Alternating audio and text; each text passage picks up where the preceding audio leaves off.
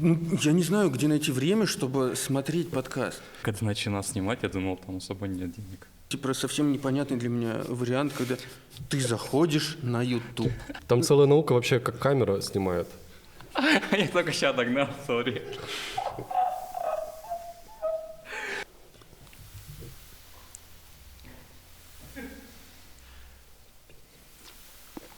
Чао. Это вы попали на Вай-Вай подкаст. Я Алёша, и я просто точка в пространстве. И знаете что? Все вокруг меня снимают подкасты. И, наверное, это нормально. Просто если бы мне лет 15 назад сказали, что подкасты будут снимать, я бы удивился. Я и сейчас очень удивлен. Непонятно, кто их смотрит и кто их снимает. Вот. И я решил разобраться. А так как я прогер, что лучше для того, чтобы разобраться, чем снять свой подкаст. И это подкаст про подкасты.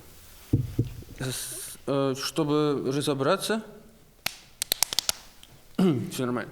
Чтобы разобраться, я позвал сегодня своих друзей. Так, мне нужно сориентироваться. В левой стороне кадра Ислам, мой друг Ислам. И в правой стороне кадра мой друг Кирилл Байке. Нормально? Вот, и они могут сделать подкаст. Вот, а я не могу. Я их позвал, чтобы они мне помогли разобраться, что это вообще такое. И еще интересный момент в том, что этот подкаст снимает Ислам. То есть он, может быть, будет ходить, проверять камеры или что-то такое делать, я еще не знаю. Жалко. Вот. То есть, и как очень важна экономическая модель. То есть я захотел снять подкаст, и я заплатил денег Исламу, чтобы это произошло. И прежде чем мы начнем погружаться в то, что я не понимаю, я хотел бы обратиться к своим детям. Алисонька, Илюшенька, видите, как работает? Деньги получает тот, кто думает головой, а не говорит ртом. Так устроен бизнес. Просто они у меня очень любят блогеров. Вот. Я ничего против блогеров не имею. Чтобы представить моих друзей, у меня потребуется, наверное, час или полтора, поэтому мы лучше сразу перейдем к делу. Они и так очень крутые. Спасибо. А Ocean это представил? Holy shit! У нас под столом собака, которая интереснее нас троих в сумме. Поэтому, может быть, вы будете смотреть это видео не из-за нас, а из-за него. Мы как-то обсуждали это с Кириллом. В общем, Кирилл думает, что это несправедливо, да? Или справедливо? Это норм. Кирилл думает, что это норм. Хорошо. Извините за такое длинное вступление. Я первый раз... Все нормально. Ну так вот, подкасты же придумали для того, чтобы можно было ехать куда-то и слушать кого-то. Или чтобы, я не знаю, идти куда-то и смотреть на улицу. Подкасты придумали, чтобы не нужно было смотреть изначально. Да, теперь нужно. Вы когда-нибудь слушали подкасты, которые записывали, а не снимали? Да, я пару раз слушал. Что это было такое? Это было вроде что-то на английском про финансовую грамотность. Я пытался прокачивать английский, слушал. Получалось так себе, я потом забросил. Я 2 послушал 10 минут. Ну там прям такой формат радио, ведущий прям очень так официально представляется, какая-то заставка, ты прям все визуализируешь. Надо так же сделать, как по олдскулу. Кстати... ты можешь, кстати, видеоподкаст тоже идти слушать. Вот, это то, о чем я тоже хотел бы поговорить. А ты слушал аудио? Что было? Просто аудиоподкасты или видео в аудио? Не-не-не, именно которые были оригинально аудио. Сидишь, слушаешь за компьютером. Слушал? Да. Что было? Было что, какой подкаст? М. Ну, много. Ладно, я понял. Я просто думал, вдруг вы не делали этого раньше. Окей. Аудиоподкаст, кстати, немножко другая тема, чем видео. Почему? Ну, у тебя нет визуальных образов, там другой монтаж немножко, срезаются все паузы, вырезаются слова, т.д. и т.п. Кстати, я никогда не монтировал такой подкаст аудио. Но они были... Но я понимаю, зачем нужны аудиоподкасты. Мгм. Ты типа не концентрируешь свое визуальное внимание, но ты можешь получать какую-то информацию, из аудио. Мгм. Так, а дальше? Ну, я их понимаю. Это как бы логично. Знаете, вот эти... В моем детстве я слушал аудиоспектакли и по радио. Или аудиокниги уже тогда были. Всем советую Антона Макаренко «Педагогическая поэма». Там прям по радио передавали целую книжку, это офигенно. И я понимаю, как бы, почему это круто. Я ходил по городу, слушал, там, вспоминал бабушку, было круто. Мгм. С аудиоподкастами было все круто. А как получилось, что мы свернули не туда, и теперь мы записываем, на меня смотрят 4 камеры? Ну, Кто это придумал? Ну, я не знаю, кто это придумал. Первый, который я слышал, это был Юрий Дудь. я думаю, что знаешь как, это типа, вот есть ТВ, а есть YouTube. И вот подкасты, они подходят, видеоподкасты для вот этого формата. Да, для формата YouTube. Да. Хорошо. То есть формат... То есть на ТВ это бы называлось интервью, там, я не знаю, разговоры или какой-то Кстати, такой нет, формат разница передачи. есть все-таки у интервью и подкаста, мне объяснили. Ну да, что там Очень. типа диалог и т.д. и т.п. есть, да. Но Не только диалог, типа, условно, интервью это только о втором человеке. да. Только о втором в Да. основном. Как у Дудя. У Дудя, то есть интервью. Да. Подкаст это двое или больше человек обсуждают что-то общее между ними. То есть Хорошо, у Дудя не подкаст. Нет. Да, не совсем, да. у него интервью. Хорошо, с чего началось? Вы знаете, как получилось Нет. так, что типа люди решили снимать на YouTube? Но я понял твою мысль. YouTube определил формат. Ну, как YouTube монетизируется? Это же контент, это работа. Мгм. Там есть реклама, там есть интеграция, там есть деньги. То есть это вот продукт, выпуск. Да, кстати, подкаст, оказывается, есть деньги. Я когда начинал снимать, я думал, там особо нет денег. Когда ты потерял свою подкастственность? Твой первый подкаст? Первый я снял 2 года назад, летом. Да, я только купил камеру и решил, попробовать. А 2 года. ты, Кирилл Байки? 20-й, наверное, годы. Год. Ну, получается, 20-й примерно годы? одни и те же. 20-й год. То есть в одно и то же время? Ну, время Наверное, карантина, да. Кстати, да. Вот карантин, мне кажется, серьезно так поменял отношение к этой Интересно, это индустрии. пошло с Запада или... Конечно, Ну, да. кажется, да. Кто-то дойдет к нам. На самом деле на карантине я офигел, насколько вообще YouTube начал превосходить там по качеству, по всему ТВ условно. То есть для меня всегда YouTube это был, типа, помнишь, как он в начале там хоум-видео или Не, какая-нибудь хом-видео фигня я всякая. помню, но на YouTube его не выкладывают. Ну, как бы они же изначально, помнишь, там в самом, когда они только зарождались, там, типа, вы можете цифровать свои видосы, там все дела, бла-бла-бла. В 2020 году на карантине для меня вдруг вот, типа, вот открылся мир YouTube, я до этого не особо в нем шарил, не особо заходил, а тут просто офигеть каналы, контент, шоу снимают целые, там блогеры, миллионы просмотров, и все это на уровне, там бюджеты у них на съемки на эти шоу огромные, ты думаешь, вау, классно. Да, я, кстати, про это тоже ничего не в курсе, что люди там зарабатывают какие-то деньги, и как можно смотреть YouTube. Я просто люблю текст больше звука и видео. Мне кажется, любой подкаст Дудя, например, интервью, простите, я вообще... Да, я должен извиниться. Извините, Юрий. Любой подкаст можно, типа, спрессовать в 5-минутный текст. Для меня. Для вас, окей. Типа, конечно, там не будет эмоций, там не будет... Ну да, это как рилсы, знаешь, делают к видео. Вот это вот 5-минутные. Не, рилсы это какие-то тизеры, чтобы по-быстрому лайкать. Но, типа, Когда как, да. взять и саммари любого подкаста, даже нашего. Ну вот мы вчера делали с Исламом 4 рилса. Это вот саммари Самый сок, типа. интервью, да, по сути. I see. А к вам пришли или вы хотели начать подкасты снимать? Я хотел. То есть сначала я снимал для себя, я постепенно развивался и начали уже мне писать, типа, мы хотим, чтобы ты нам снял, давай вот денежку. Я такой, без проблем. Вот так. А вы, Кирилл Баки? О, как же это было?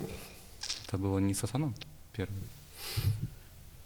Да, в один момент мы просто с моим другом Асаном решили, надо записать подкаст. Это прям тоже было в 2020 году. Мы собрались у него дома, я помню, первый выпуск. Это который в очках? Да. А, понял. Там был Данияр, да, еще? Или это другой? Данияр.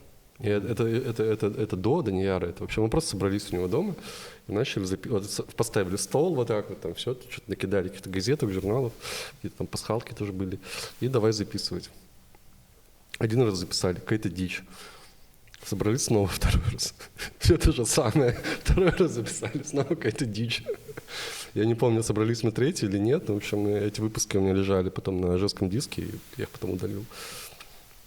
Мгм.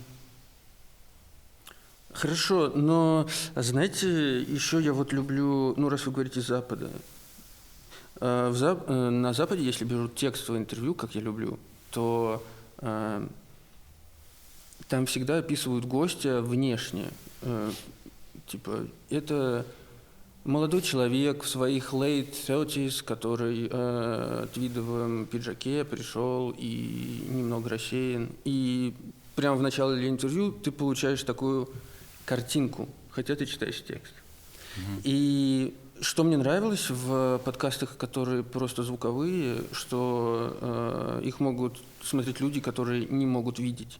Не потому, что они едут на работу, например, а может быть и потому, что едут, но и потому, что в теории не могут. И я подумал, круто, если бы мы описали для тех, кто слушает нас, потому что по разным причинам, что же сейчас происходит в кадре, и ну, что видят те, кто могут видеть. Я могу начать с себя. Я сижу посередине между Кириллом и Исламом. Я в белой футболке. Мне скоро будет 40. У меня седые виски. И еще у меня типа рост, как у Харри Холли, 192 сантиметра. И я сутулюсь. Я достаточно бледный, но я часто забывал наносить SPF-крем, и теперь я живу без кишки и загорел. И мне кажется, мое поведение такое немножко подростковое. И я сижу в центре, но Ислам знает, как это выглядит по краскам и всему. Ислам, можешь описать себя? Так, я буду помоложе, наверное, точно, мне 20 лет. Так, я сижу справа от Лёши, сижу я в желтой футболке, на мне накинута через плечи фиолетовая водолазка. У меня есть седина, не такая, но в целом она общая. Нет, она общая седина. Короче, она есть чуть-чуть, но на видео этого незаметно. Заметно будет, я знаю. И даже я вот сейчас смотрю, и ее нету, короче. Есть. У меня черные штаны, белые кроссовки, синие носочки. И вот, все вроде. Я пью из красной кружки в горошек. А что за стол и какой будет цвет и атмосфера? Я просто не понимаю, когда... Атмосфера будет более теплых оттенков, потому что сзади нас, опять-таки, теплый свет. Стол коричневого оттенка, это тоже более-менее теплые оттенки. Вот. Но у нас очень контрастный напиток на столе, прям синий-синий. Голубой. Будто мы нахимичили что-то там. Ну, голубой, ладно.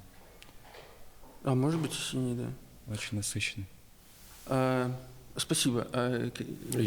Я сижу слева от Лёши в черной Нет, в кадре справа от Лёши. В кадре справа от Лёши в черной футболке.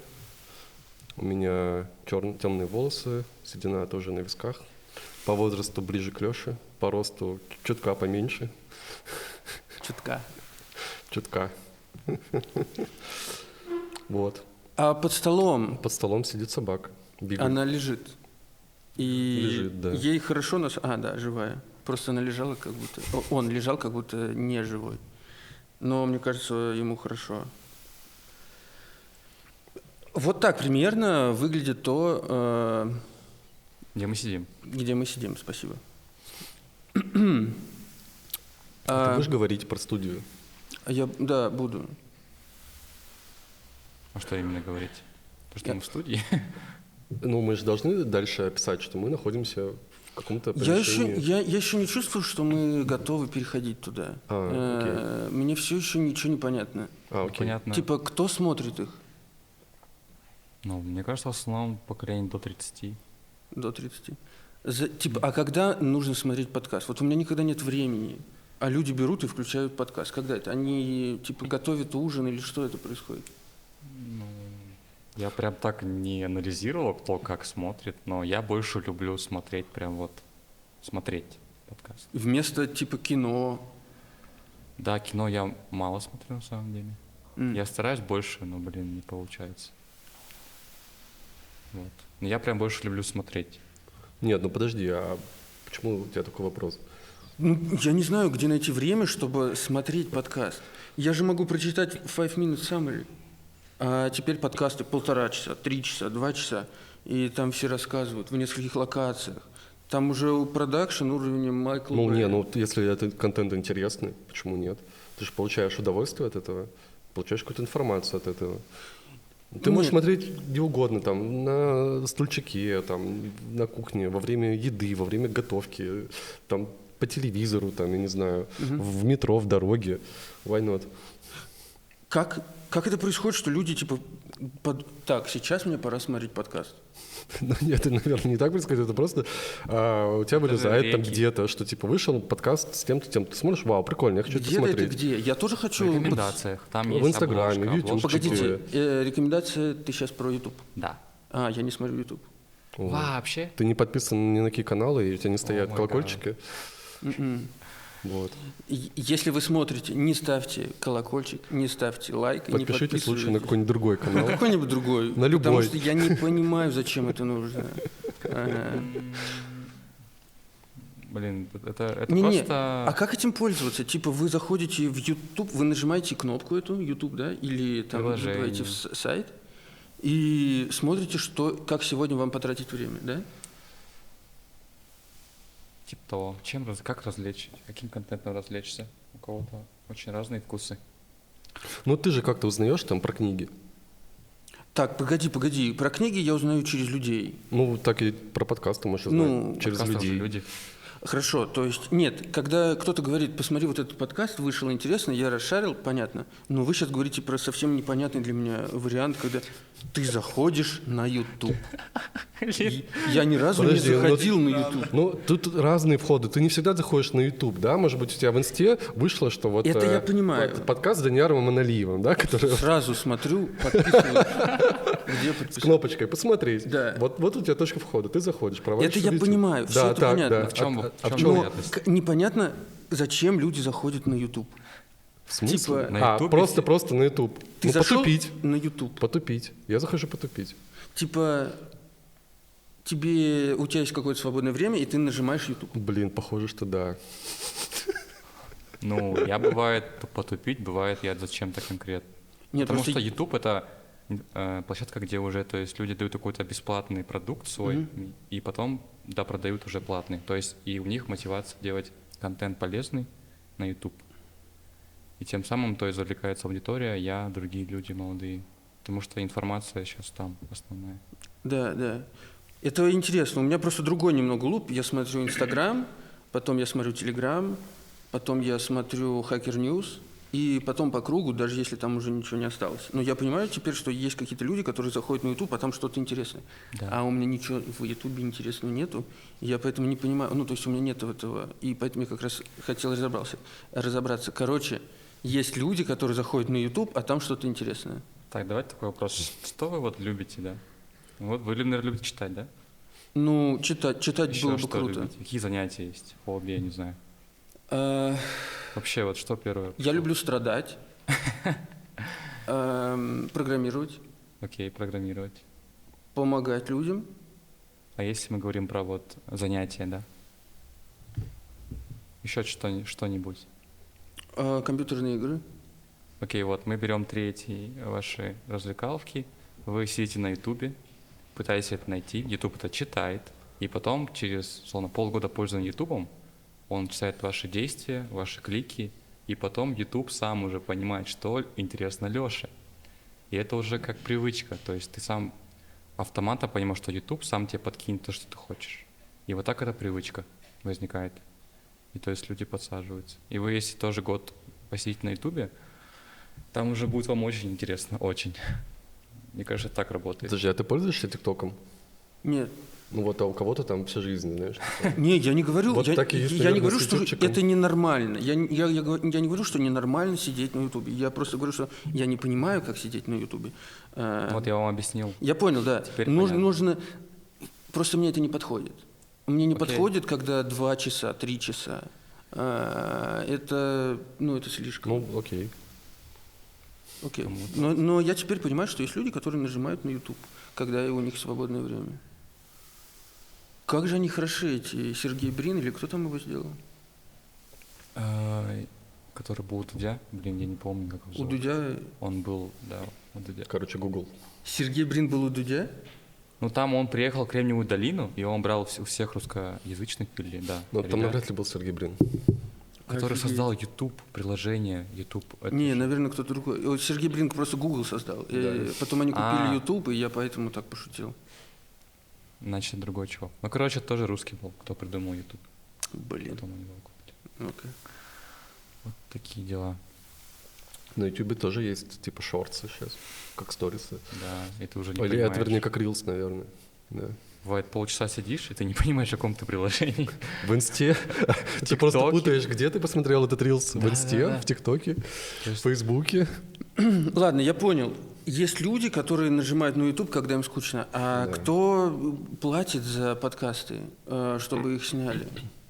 Зачем это? Ну, я понял. Это нацелено на тех, кто сидит, тупит на YouTube. Ну, у каждого разные задачи, индивидуальные. Мгм. Для кого-то это там рассказать про других людей, про какие-то события, там себя разрекламировать и так далее и тому подобное. Ну, в основном прокачка личного бренда. Да. Что такое личный бренд? Когда твое имя, просто имя, уже является неким в голове у людей, просто брендом в чем-то. В основном это какая-то услуга. Это товарка тоже может. Ну, как бы, чтобы тебя больше узнавали. Да. Если говорить в процентах, я не люблю статистику, тем не менее, какой процент ваших заказчиков прокачивают личные бренды? Все. Все, кто снимает подкасты, они так или иначе прокачивают. Я думаю, да, все. Хорошо, ты упомянул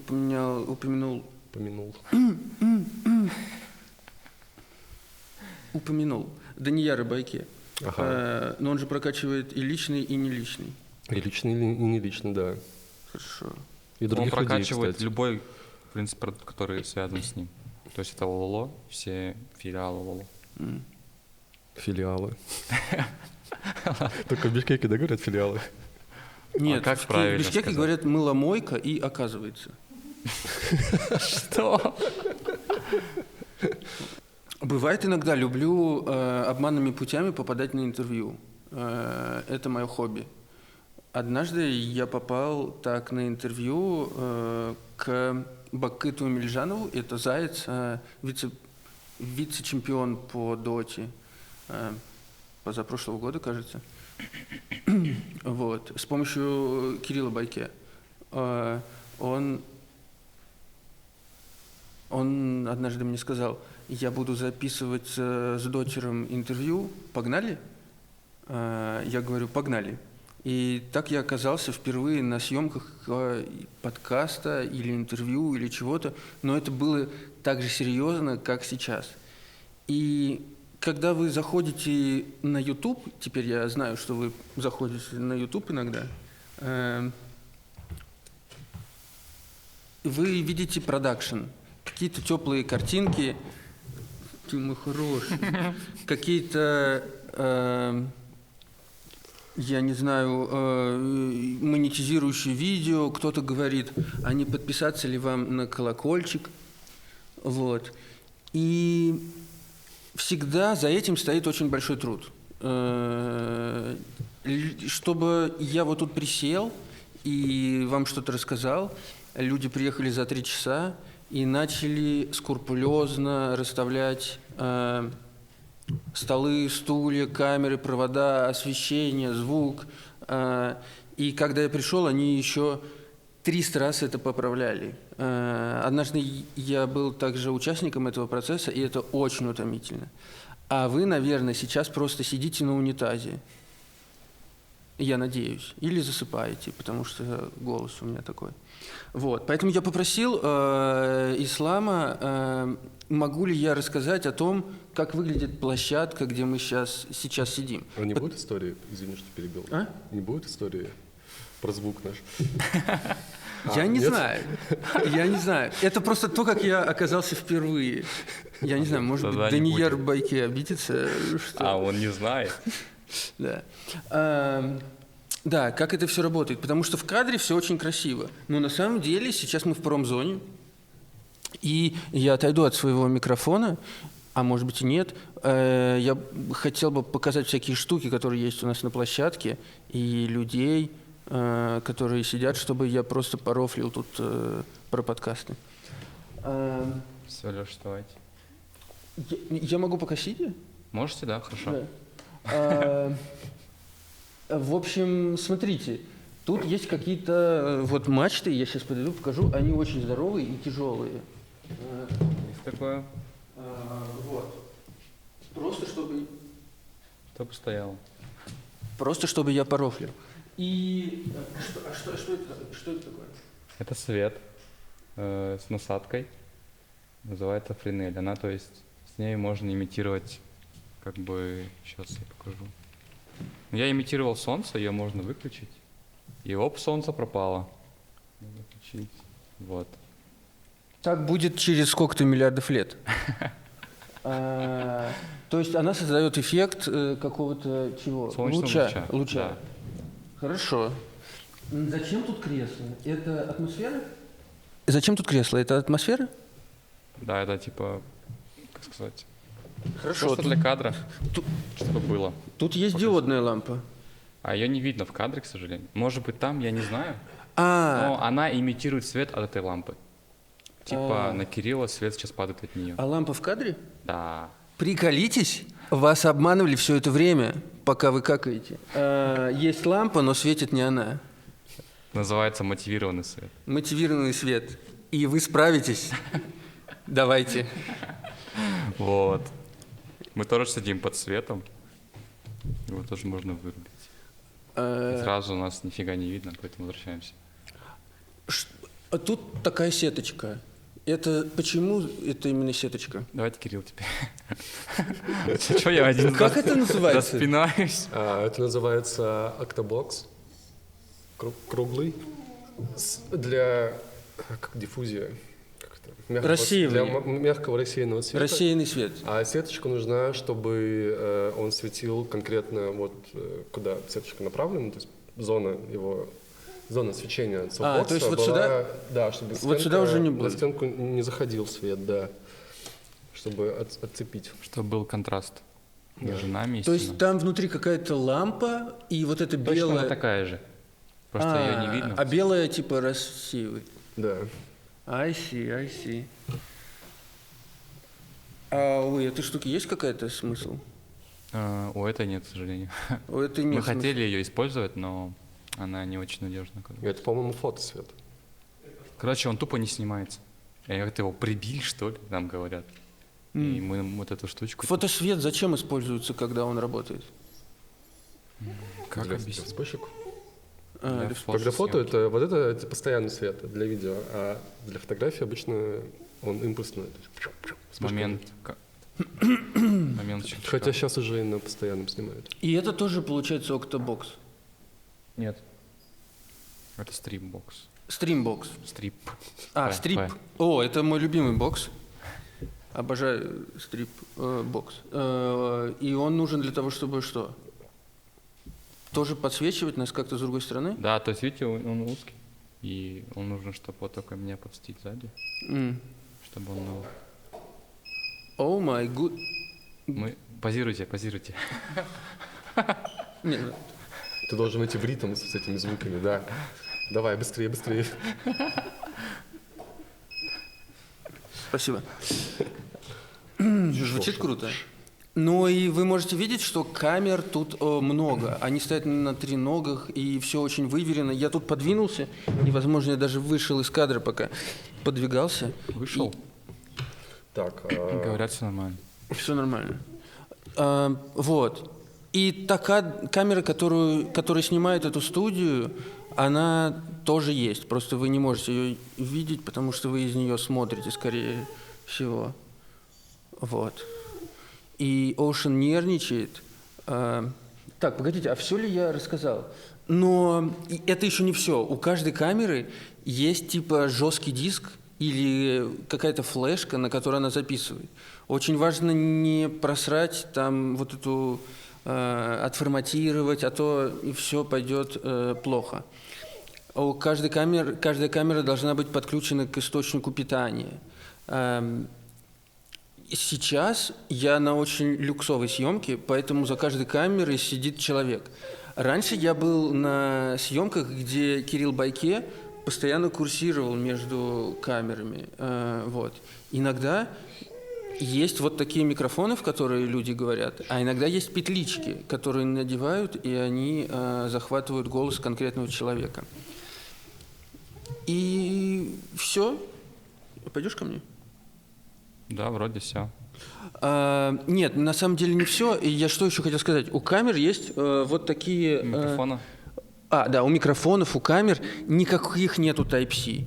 Нету никаких стандартных вот этих штук. У них только какие-то жесткие, непонятные входы. Сейчас пропадет мой звук, но... Булка успокоился. А что не получается? Я просто слабенький. Да не, хорош настолько, что ли? Настолько. Смотрите, это, короче, вот видите, 3 дырки, и это специальный проприетарный вход. И у каждой...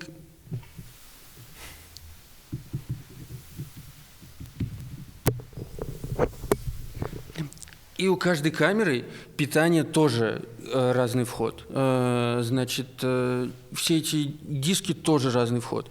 И это огромная работа, когда ты сидишь... Простите. Когда ты сидишь, не как вы на унитазе, а вечером перед съемкой, и у тебя есть какой-то инвентарь. Отформатировать флешки для звука, отформатировать флешки для камер, подготовить все камеры, все ли аккумуляторы заряжены. Если там батарейки, у тебя должны быть все батарейки. Когда я помогал Кириллу Байке с съемками, он всегда мне говорил, в петличке должны быть все микрофоны на 3 палки, ну, то есть на 3 деления. батарейки. Батарейки. Поэтому, то есть, чтобы вы комфортно посидели, очень много людей обычно трудятся. И это очень прикольно. Поэтому спасибо, Ислам. Пожалуйста. Но этим ничего не кончается. С этого все только начинается. Потому что я знаю, что после съемок идет очень большая работа, которая связана с монтажом и тем, как это будет выглядеть финально. Об этом я ничего не знаю. Я никогда не помогал монтировать, никогда не помогал выкладывать завтра. никуда. Я с удовольствием, кстати. Но что это за работа такая? Потому что вот пока вы на унитазе, это вам кажется, ну мы же тут пришли, сняли, все, в интернет выкладывать. Ой, в смысле, в YouTube. В YouTube выкладывать. Вот. Но по факту это может быть кропотливой или нет работой. Насколько кропотливая эта работа? Ну, нормально. Но я еще наловчился более-менее. Вот первый... Нет, я бывало давал монтаж моих подкастов другому человеку, Угу. а он такое не монтировал. Я на него был злой, что он очень долго это делал. Угу. Потому что я вот вчера подкаст другой, который я монтировал для Кирилла, Угу. я его за день смонтировал, там было 1,5 часа. Угу. Что это за программное обеспечение, которое нужно, чтобы смонтировать? Специальная программа называется DaVinci Resolve. DaVinci Resolve. Это единственное? Нет. Кирилл, вы Единственное пользуетесь DaVinci Resolve? Premiere Pro еще бывает. Sony Vegas для старперов. Какое твое любимое? DaVinci Resolve. DaVinci Resolve. Да, если бы я работал в премьере, мне кажется, я бы с Кириллом, наверное, не сработался. Ну, очень много кто работает в премьере, кстати. Хотя Да. он...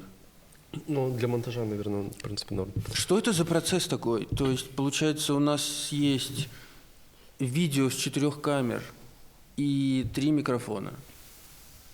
Нет, смотри, сначала, то есть, еще вот весь звук отсюда, он записывается на рекордер, потом он будет тоже проходить чистку. Шумы, там, всякие сторонние звуки, это будет удаляться. Уровень громкости будет встраиваться, и то есть будет сначала готова аудиодорожка. Что такое рекордер? Рекордер — устройство записи с микрофона на флешку. Она вон там, за бутылкой фанты. Да. Перед, да. Ну, к нам перед, а к ним-то, да. И к ней подключены все проводочки, Мгм. Да, вот эти вот. которые идут от наших микрофонов. Которые Да, эта же штука и питает эти микрофоны. Когда микрофоны wired, то есть проводные. Когда беспроводные, я видел, что есть какая-то тоже рекордер, который принимает звук со всех микрофонов. Вот такие дела. Пишется 3 дорожки, правильно? Да. Вот у вас есть... И 3... очень главное не похерить звук, на самом деле. Ясно? Да? Там Откуда? пишет, там идет. Однажды я просрал 30 минут интервью Бакыта Эмильжанова, так что я знаю. Важно не Нет, похерить Леш, звук. ну ты не просрал, ну ладно. Так получилось. Слушай, ну это, мне кажется, почетно. Почетно? Ачивка? Я просрал. Ну, то есть у меня есть опыт такой. Могу просирать звук. Возможно, если кто-то меня пригласит звукачом на подкаст, я не просру в следующий раз, потому что я уже это делал когда-то и научился. Меня этому на работе научили. Да, потом они 30 минут заново говорили все то же самое. Ну и Да, ну ничего себе. приколись. Это не актер. Настолько... Хорошо. Ага. Значит, 3 дорожки, 3 файла, правильно? Да. Да. Что значит чистка? Вот это чистка. Ну, шумы почистить, потому что помещение не идеально, тут очень много всяких звуков. Это происходит методом каких-то Ну, алгоритмов? Ну, типа софт, да. Сам. Софт. Окей. Шумы вырезали. Вот я говорю примерно 500 раз в минуту. Но оно останется. Окей. Если это был бы аудиоподкаст, это бы вырезалось. Окей. Значит, Ну, вот типа вот эти звуки. И вообще у нас ухо просто, оно не фокусируется на этих звуках, но если так вот закрыть глаза, тут шумно. Ну, вообще везде шумно. А эти микрофоны все это как бы в том или ином виде захватывают. 3 дорожки отдельно шум очищаются? Ну да. Да. Потом они выравниваются по По какому-то... громкости, да, чтобы все по 3 говорили примерно одинаково. Хорошо. А когда они выравниваются по хронологии? Ну, просто они там записываются все как-то в один рекордер, в один трек. Ну, В один тайм. короче, они уже синхронизированы по времени. А если вдруг нет, то ты просто нажимаешь в софте кнопочку «Синхронизировать», и он сам... он сам Это понимает? изи, да, но это все как бы софт. Он сам умеет синхронизировать? Да. Да. Офигеть. Да. Это по вейформе происходит, как это объяснить? По wave. Ну, а waveforma это, ну, звук это же волна. Да, то есть по волнам из камеры и из дорожки он, то есть их синхронизирует. Волны из камеры, что это такое? Ну, камера тоже пишет звук. Просто очень хреновый, потому что мы далеко от нее. Я понял. То есть, когда в DaVinci Resolve вы все это совмещаете, Одной кнопочкой, да. у вас есть там еще и звук в видео с камеры. Да. Да. И поэтому и этот звук помогает выровнять по времени. Да. Автоматически. Да. Блин, не так уж это и сложно. Да. А потом начинается уже... Потом начинается что? Не, ну бывает всякие там, типа, на камере звук не записался, или там было специально понижено, например. И ты можешь иногда, приходится вручную что-то двигать. Такое тоже бывает. I see. Просто, ну да, если на съемке не налажал, то в целом на монтаже проблем нет. А если ты хоть что-то налажаешь, там уже у тебя... Ты кипишь. Да, понятно. Но это все изи. Хорошо. Нет, погодите, давайте не так, что изи. Для вас все изи, для меня ничего не понятно. Давайте, у нас Вай-Вай подкаст помедленнее для тех, кто думает медленнее, как я. Медленно, как я, извините. Вот. Значит, мы выровняли все. Что происходит потом? У нас есть 4 камеры, Да. 3 дорожки звуковых. В чем смысл монтажа? Как это происходит? Типа... Ну, смысл монтажа. Ну, нет, извините, не смысл монтажа, а... Там можно очень... Ты берешь, закидываешь в программу для монтажа аудиодорожку, все твои, там, сколько у тебя камер, плана, там, 4 в данном случае. Сначала ты их синхронизируешь, Вот. они все выстраиваются по одному таймингу, и потом ты садишься и начинаешь монтажку, то есть делать переключение планов. То есть есть какой-то слой, это текущая Да, камера? да, там слои. Считай, что это слои, как в фотошопе, где ты по времени на таймлайне включаешь. Photoshop — это такая программа, где люди делают фотографии и могут кусочки слоями разделять. А тут видео слоями. Да. Вот. Да, то есть я вот сейчас буду монтировать, я то есть решу, типа я вставляю вот эту камеру, или сейчас, которая на вас, или вон та, или вообще вон та, я сейчас это буду вставлять, типа по очередности. Да, это слои, и, например, если у тебя есть какой-нибудь VFX, ты просто на слой выше, например, на слой ниже и так далее. Текст. Хорошо, ну вот результирующая камера, как это работает? Типа, когда вы говорите, что сейчас будет показываться вот эта камера, это отдельный слой, типа мастер-слой, или это... Как это? В смысле, Я вообще не мастер-слой? понял, что ты говоришь. Что? В общем, вот так 4 слоя дорожки, Так, и которая верхняя, она показывается. показывается. Вот, и во время монтажа ты можешь, то есть, делать в центре, допустим, то, что эта камера не показывается. То есть Мы обрезаем, как... верхняя камера показывается, поэтому вы перетаскиваете камеру наверх. Не, Так мы не это? перетаскиваем. Мы просто в центре, допустим, верхней камеры... Ты берешь и делаешь кат, Да. вырезаешь этот Там, кусок. то есть, Вот у тебя таймлайн, ты вырезаешь дырки, грубо говоря. Да. Вот. Это лучше посмотреть визуально, реально. У нас не все наши зрители могут смотреть, поэтому я хочу им ртом рассказать. Окей. То есть вы вырезаете кусочки, которые будут главными. Короче, вот это 4 дорожки. Это вот сверху. Мы можем вот здесь сделать кат, здесь будет пусто. Можем на этой кат сделать, здесь будет пусто. И вот так ты выбираешь. То есть вы... Допустим, вот здесь кат, вот здесь кат, вот здесь кат, и значит показывает только вот эта камера. То есть вы не выбираете, что показывается, а выбираете, что скрывается. Еще раз? Да, пускай так будет. Пусть будет так. Да. Хорошо. Но для незрячих этот вариант не подходит. Ну, ваш, может, подходит. Вот. Короче, как по факту работает, я сейчас только понял. Есть несколько слоев, и когда нужно что-то скрыть, оно скрывается. И все. Я думал, что когда ты монтажишь, ты выбираешь какие-то отрезочки, которые будут показываться. Но происходит все совсем наоборот. Выбираются отрезочки, которые будут скрываться. Таким образом происходит монтаж финальный. Мне нравится эта формулировка. То, что будет скрываться. Прикольно звучит. Да. Я старался объяснить, потому что для меня это было по-другому. Я бы так не смог догадаться. Вот. Хорошо. Вот такие дела. Вы, произошел монтаж, но я так слышал, что это не все. Потом эта штука показывается клиенту. Тайм-коды или что-то такое. Да, то есть этот клиент же, он же автор подкаста. И он решает, где вырезаем, что оставляем, что передвигаем. Что получает клиент? Это какой-то список таймстемпов или как это? Что присылает клиент? Нет, что получает клиент? Ну вот, В значит... итоге? Нет, не в итоге. Погодите, не так быстро. Я понимаю, что для вас это естественно. Для меня ничего не понятно. Я первый раз. Вот ислам. Ты сделаешь эти все слои, все скроешь, то, что не нужно, покажешь то, что нужно. Что я получу как промежуточный результат?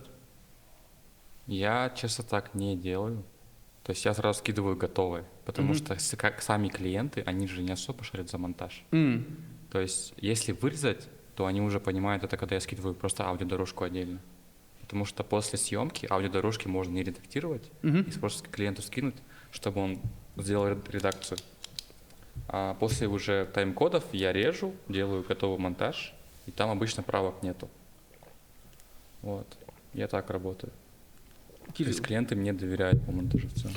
Ты имеешь в виду, клиенту может высылаться, например, может быть на этом этапе, да, может быть на раннем этапе. То есть он хочет что-то отредактировать или порезать.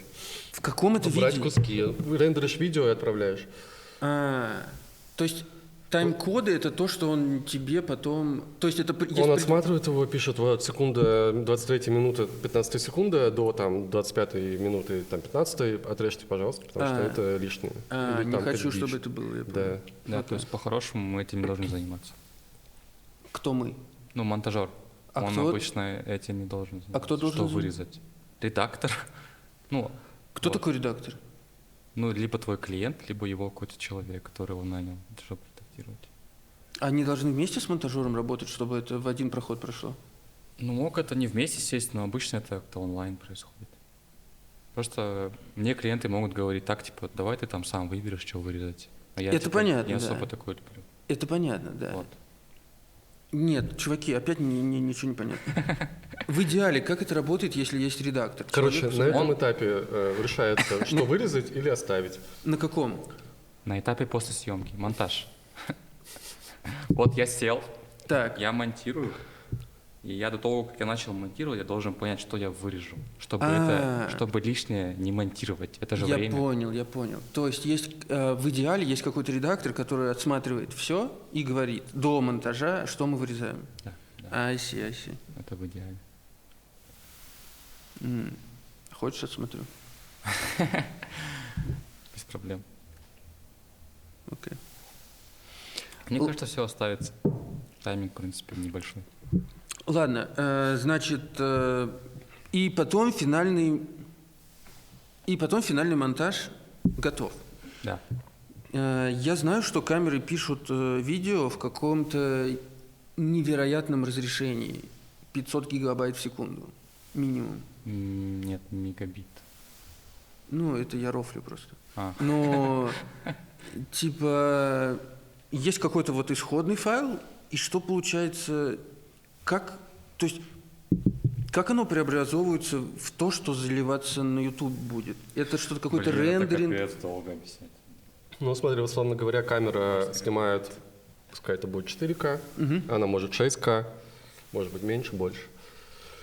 В программе монтажа ты уже потом закладываешь сразу, какое у тебя будет финальное изображение, в каком размере, там типа Full HD, 2К, 4К. Кстати, там еще есть процесс цветокоррекции во всем этом. Надеюсь, мы успеем поговорить об То этом. есть тебе надо с камеры изображение еще и покрасить. Так, А все изображения с кино или камер, которые снимают в форматах, как это называется, Log. с широкой гаммой, требуют покраски. я ничего не понял. Короче, с камеры не идет готовое изображение, оно идет Да. такое специализированное. Специализировано для покраски. Да.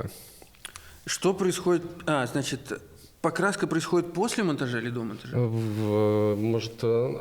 Может после, может до. Что Да. такое покраска? Я стану зелененький? Можно сделать его зелененьким, можно сделать красным.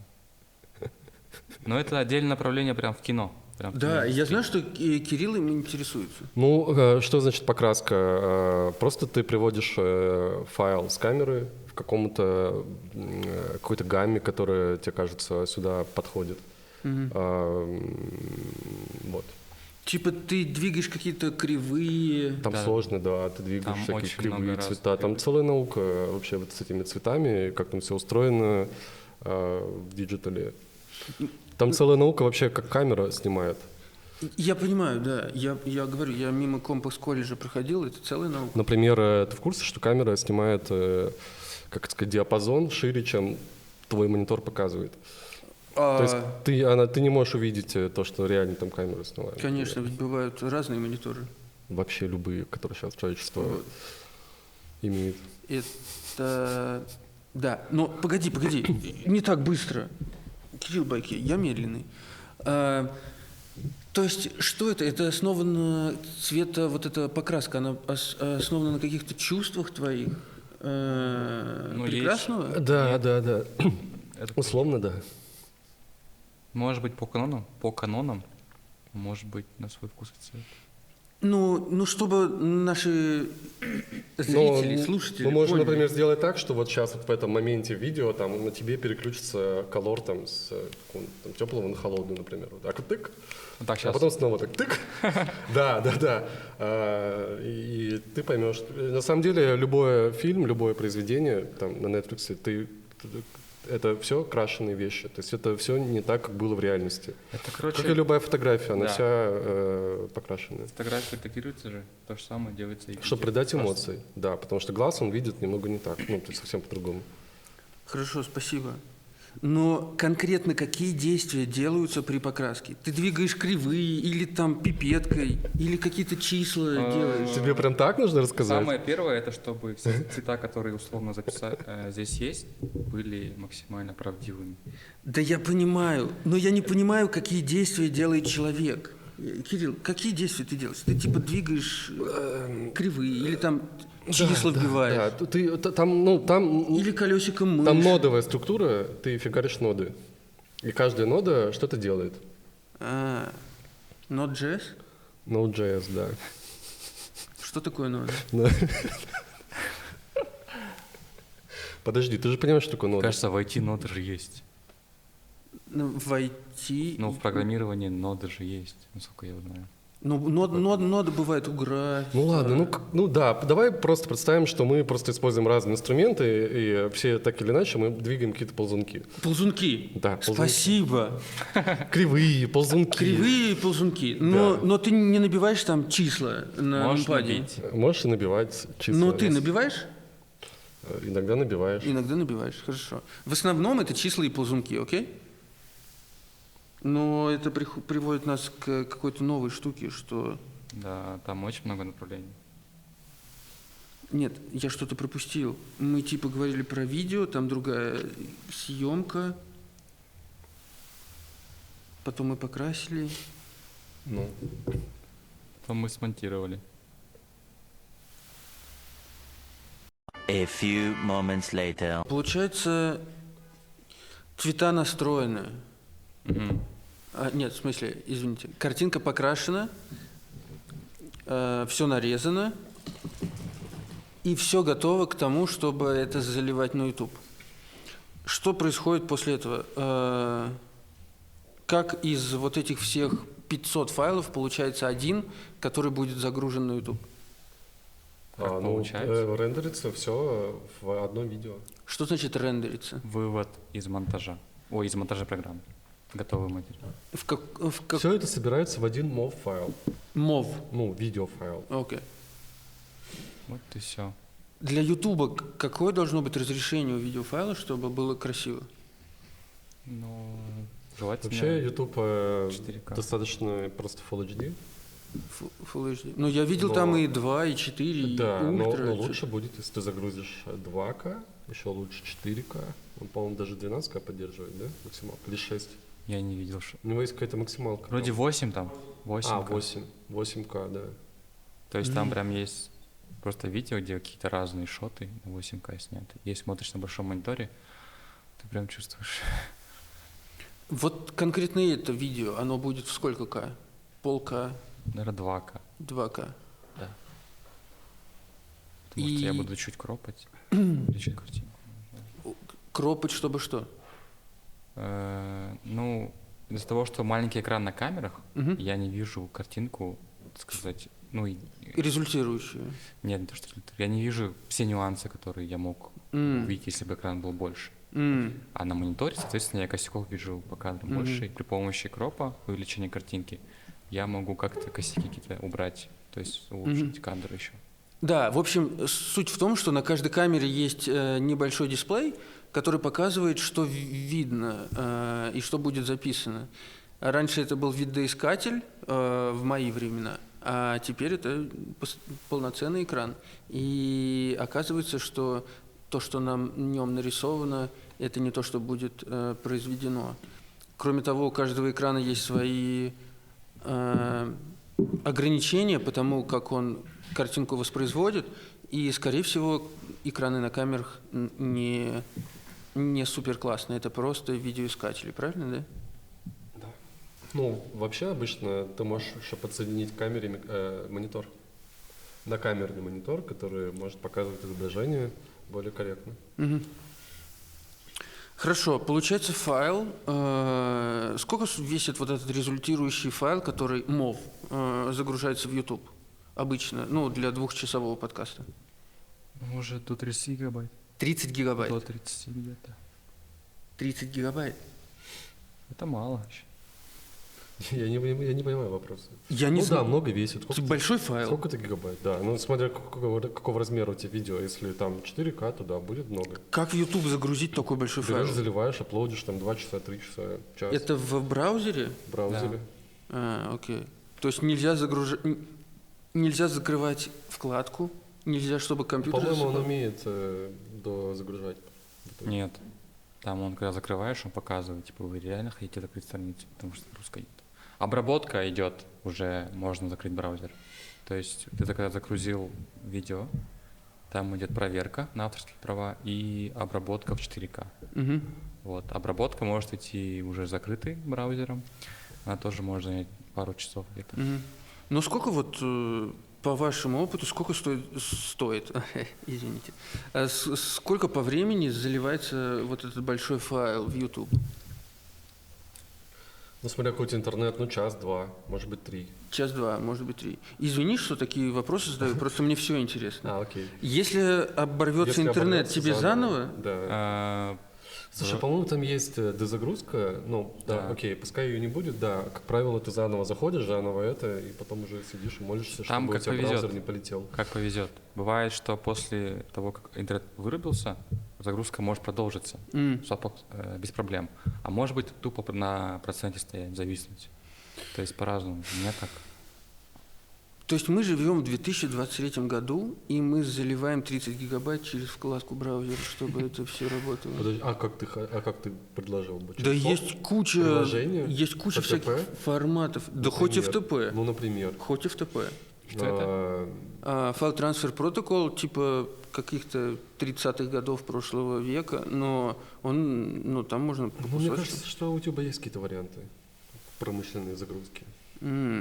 Может быть, скорее Вроде всего. бы в DaVinci же можно сразу в YouTube грузить. Не знаю, что-то Там. можно, да, API какой-то. API. API, извините. Да, в DaVinci есть такая функция. Так, ага. I see.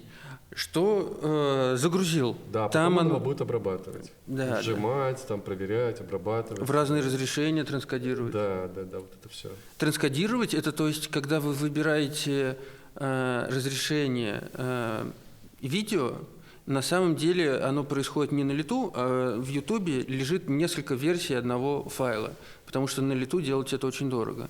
И вы, переключаясь между разрешениями, на самом деле переключаетесь между файлами, которые лежат в Ютубе. И то, о чем мы сейчас говорим, момент между загрузкой и тем, как все готово, это целая кухня внутри Ютуба, как он пережимает, обрабатывает файлы в удобный формат для стриминга. Да, ну, кстати, он серьезно так жмет файлы. 4К он серьезно жмет? Даже 4К, да. То есть видны Ну, артефакты? Full HD, вот, например, у меня на ноуте вообще абсолютно невозможно смотреть.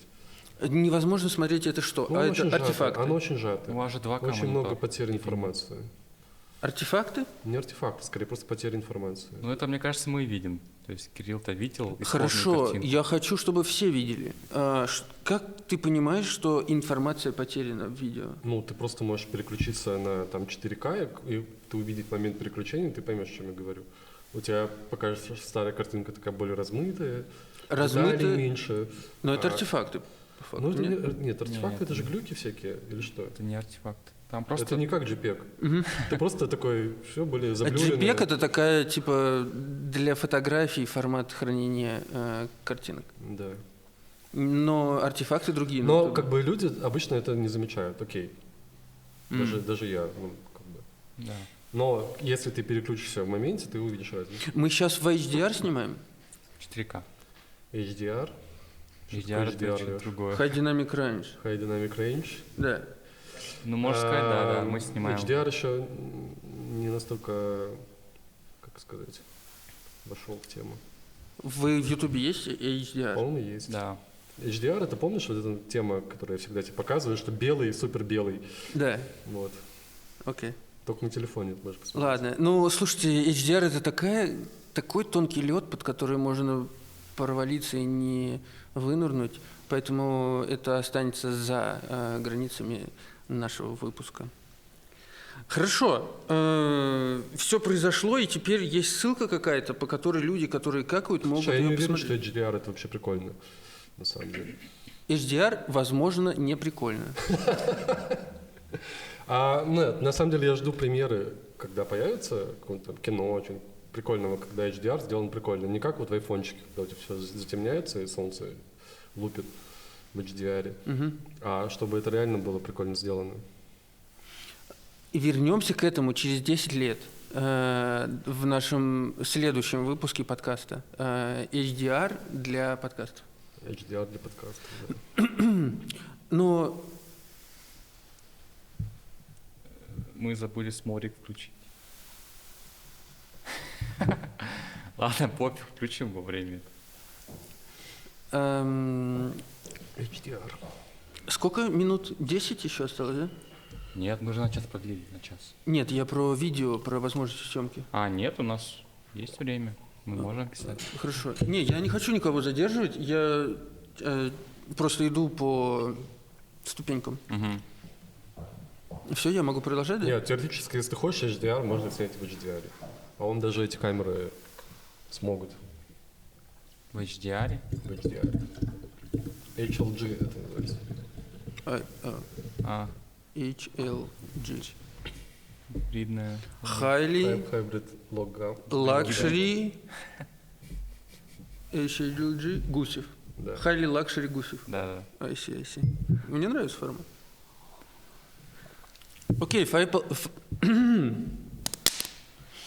Окей, файл попал на YouTube, все обработалось, и есть ссылка, чтобы смотреть, когда люди какают.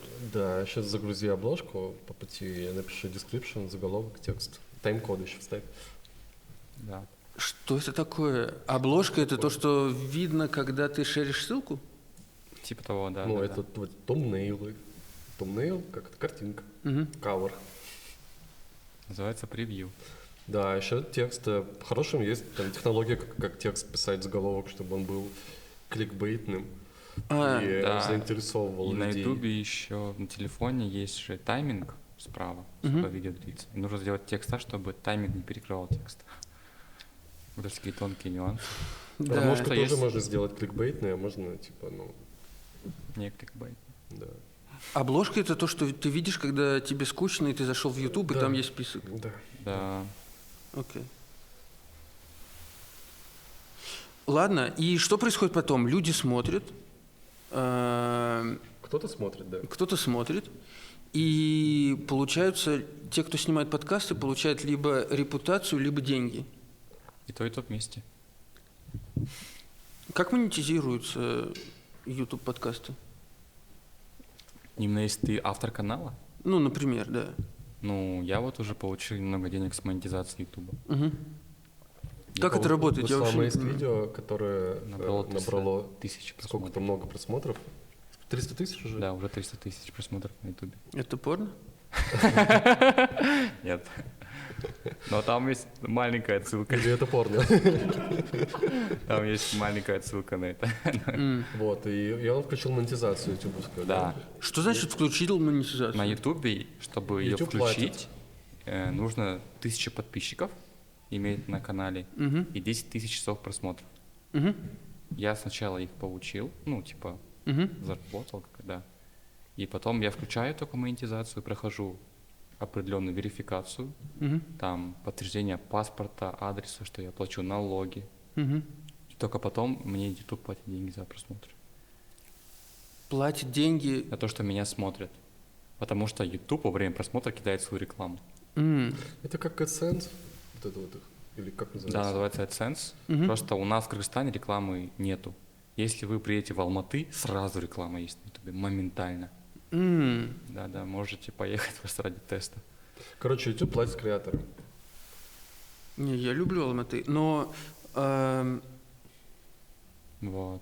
И за каждый рекламный, показ, Показ. что-то там капает. да, за каждую 1000 таких показов. То есть если, допустим, кто-то будет смотреть вот эту нудню нашу и много подпишется, то я могу поставить какую-то галочку, предоставить документы и будут капать деньги. Да.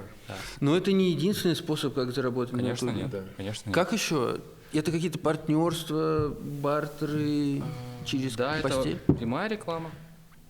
И я, допустим, могу продавать свой продукт какой-то, да. Опять-таки, моя услуга съемки. Мгм. Вот сейчас мы снимаем, я как-то себя, наверное, зарекомендовал. Да, Я, то есть, продаю свою услугу. да. Этим я и зарабатываю. Я Типа- могу продавать, не знаю, кружки. Скажу, Мгм. покупайте у меня кружки. Мгм. Люди будут, и вот так я монетизирую, то есть увеличиваю продажи. Мгм. Ты можешь найти спонсора. Я понял. Нет, спонсор, конечно, я могу найти Sugar Daddy anytime, но я, кстати, как это работает? Можно под описанием поставить ссылку на тебя? Да, конечно. Да, Любую ссылку. в описании этого видео, если оно случится, будет ссылка обязательно на Ислама. Обращайтесь, он снимает именно так, как вы видите сейчас. Ну, в общем-то, мне кажется, мы весь цикл закруглились. Как все пошло не так. И Как все пошло не так, мы не говорили. Нет. Это самая жесть, самое интересное. А как все пошло не так? Ну, как вообще все идет не так на съемках. О, это да. Ну нет, это отдельная На тема. съемках всегда все идет не Отдельное так по искусство, плану. мне кажется. Давайте через неделю Что? на этом же месте байки о том, как идут съемки Так не не так так. много баек. Надо Рому назвать. Кого? Не, Рома же не подкаст снимает, он же кино делает. Рому надо туда звать. Хорошо. В общем, на съемках много чего идет не так, и это... В общем, в этом очень сильно развивается критический менеджмент. Это называется не критически, а как же? Опять забыл. Не риск-менеджмент, а Кризис. кризис. Кризис. Да, кризис. Крутая игра. Вот. Окей, как все пошло не так, и подкасты стали снимать, а не записывать. Мы посмотрели, какая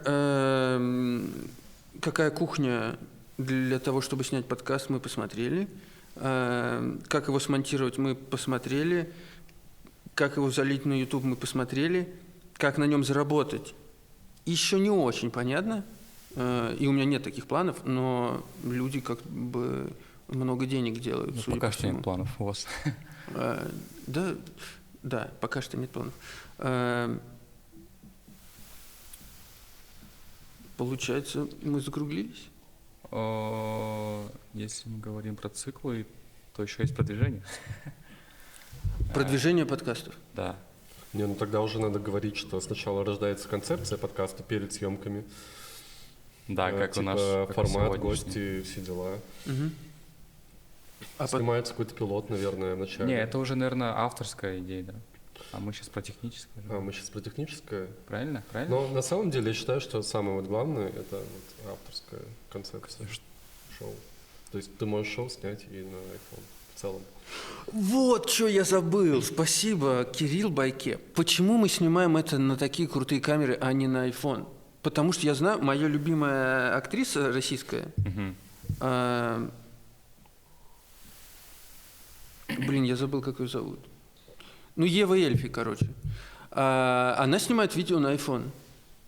И всем нравится. А что она снимает?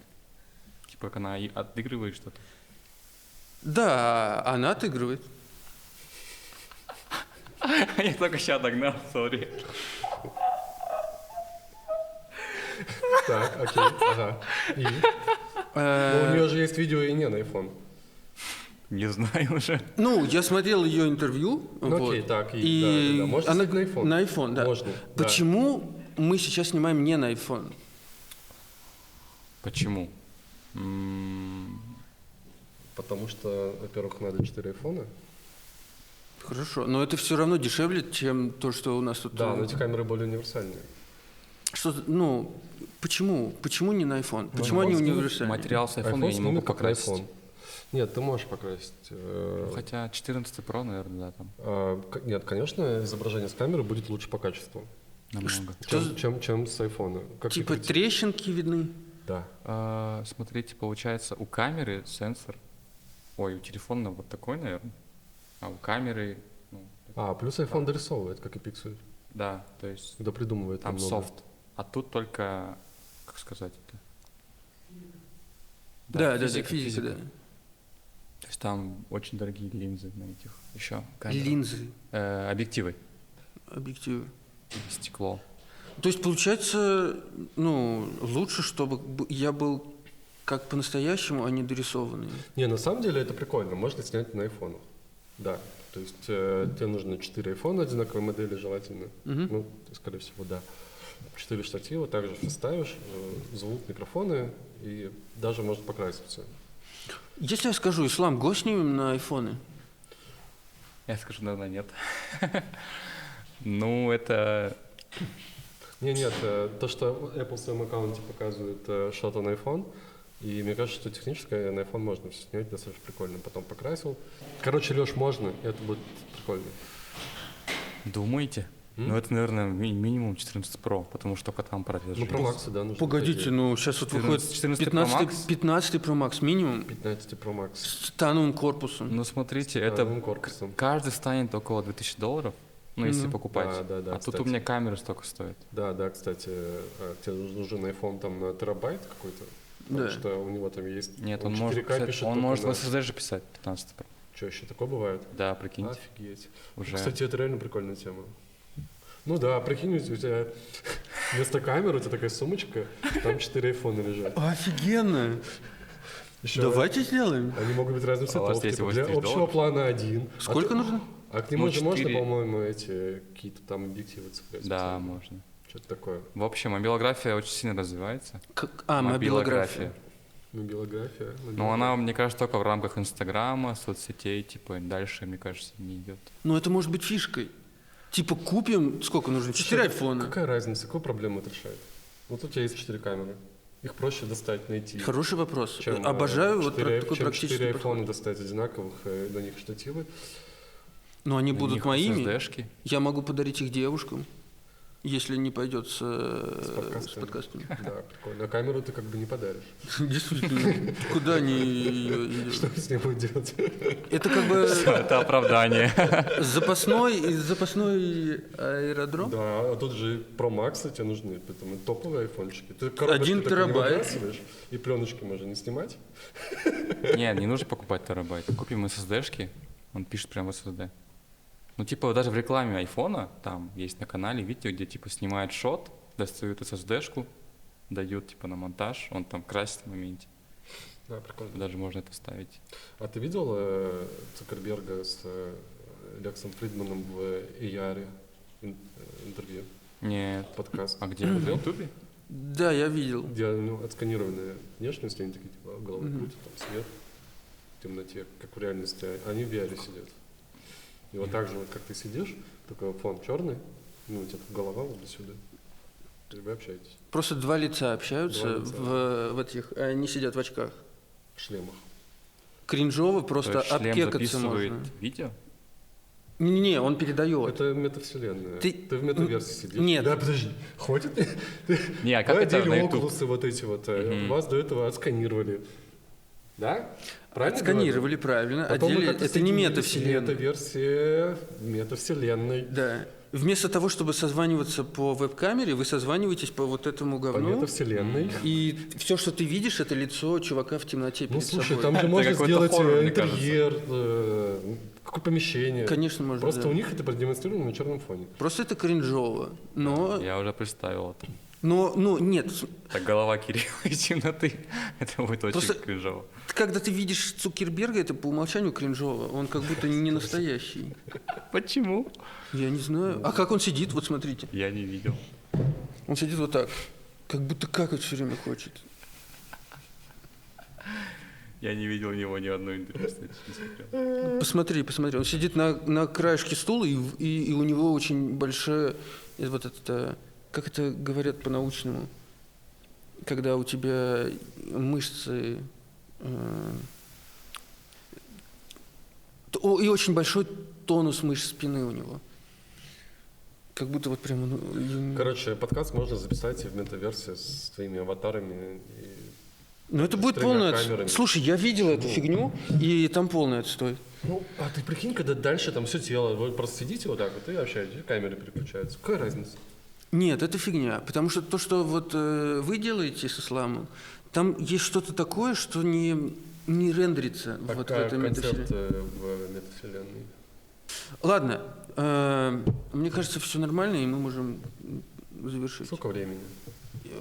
Как обычно, 12:05. Уже 0,7. 4. Без 2, 4. Ну, у нас есть минут 20 записать. Ну, я не думаю, что нам надо. Мы уже просто треплемся. И это никому не интересно. Да и до этого было никому не интересно. Мне кажется, было очень интересно. Особенно таким людям, как вы, которые не шарят. Особенно Подкасте. Нормально. Просто не шарю. Я просто... Таким просто- людям, как вы.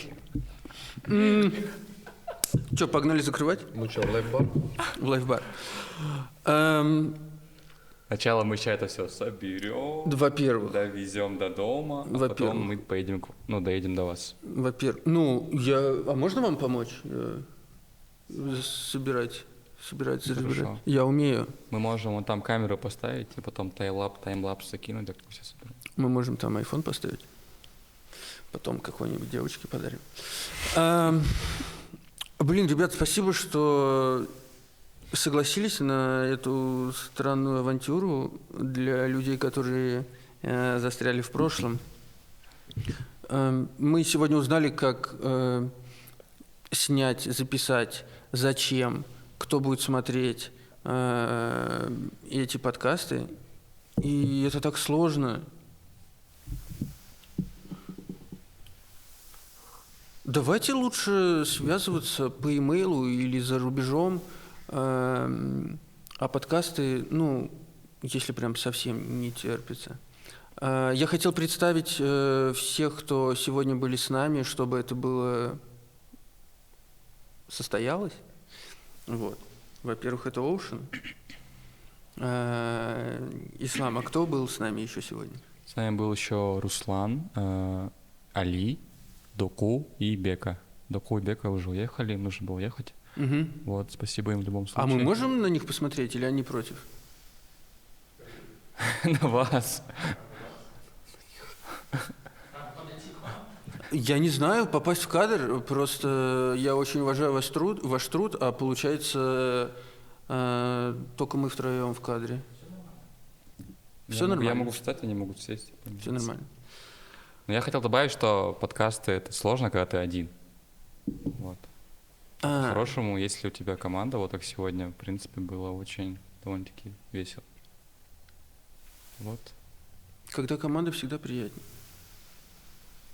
немного. Тебе одной меня судить, тебе Я бы хотел суть подпеть, но мою вершить. Команда молодости нашей, команда, без которой мне не жить.